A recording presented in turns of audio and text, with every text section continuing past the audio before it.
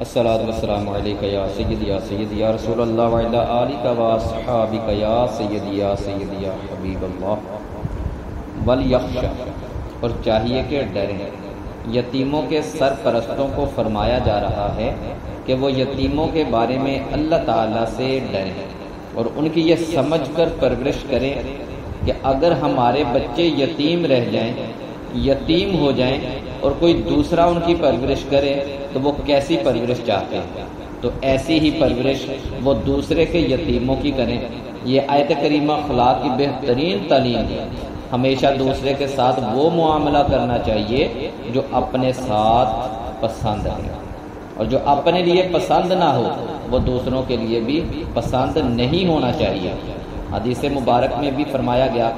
کہ تم میں کوئی شخص اس وقت تک کامل مومن نہیں ہو سکتا جب تک اپنے بھائی کے لیے وہ پسند نہ کرے جو اپنے لیے پسند کرتا ہے۔ لہذا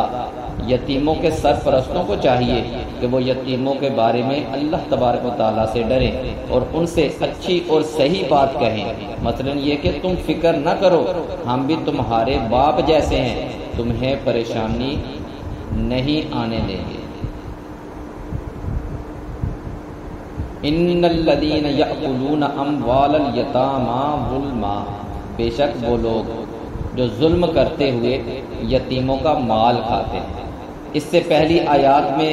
یتیموں کا مال ناحق کھانے سے منع کیا گیا، اور اس آیت میں یتیموں کا مال ناحق کھانے پر سخت وعید بیان کی گئی، اور یہ سب یتیموں پر اللہ تعالیٰ کی رحمت ہے، کیونکہ وہ انتہائی کمزور اور عاجز ہونے کی وجہ سے اللہ تعالیٰ کے مزید لطف و کرم کے حقدار تھے۔ اس آیت میں جو یہ ارشاد فرمایا گیا کہ وہ اپنے پیٹ میں بالکل آگ بھرتے ہیں، اس سے مراد ہے کہ یتیموں کا مال ناحق کھانا گویا آگ کھانا ہے، کیونکہ یہ مال کھانا جہنم کی آگ کے عذاب کا سبب ہے۔ احادیث مبارکہ میں بھی یتیموں کا مال ناحق کھانے پر کثیر وعیدیں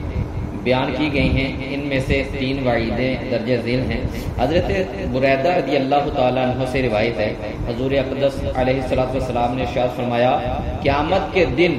ایک قوم اپنی قبروں سے اس طرح اٹھائی جائے گی کہ ان کے منہوں سے آگ نکل رہی ہوگی۔ عرض کی گئی، یا رسول اللہ علیہ السلام وہ کون لوگ ہوں گے؟ ارشاد فرمایا، کیا تم نے اللہ تعالیٰ کے اس فرمان کو نہیں دیکھا، ان الذین یأکلون اموال الیتامی ظلما انما یأکلون فی بطونہم نارا وسیصلون سعیرا، بے شک وہ لوگ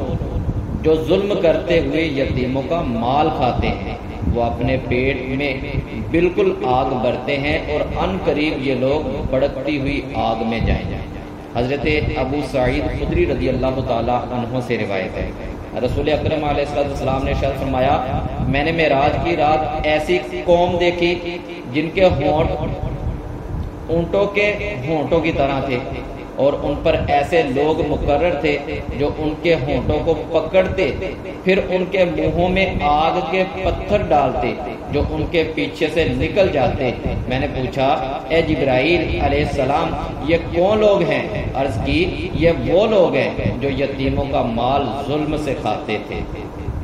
حضرت ابو ہریرہ رضی اللہ تعالی عنہ سے روایت ہے، نبی کریم علیہ السلام نے ارشاد فرمایا،